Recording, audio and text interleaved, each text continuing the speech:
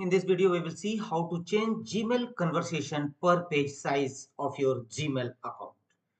When you open Gmail account, you will see all your conversation here and you can easily change Gmail conversation per page size. If you want to view more than 50 or conversation per page or reduce it or enhance it, here are the process. At present 1 to 50 of 3952 means 50 conversation per page size is set. Now we will change it. How to change it? Click on settings cog from the top right corner and choose see all settings.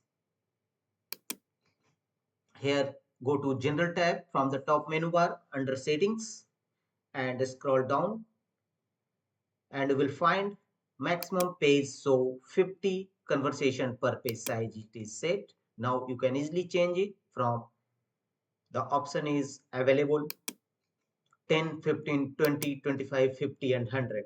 Now for example we will set 100 and at the bottom of the page click on save changes.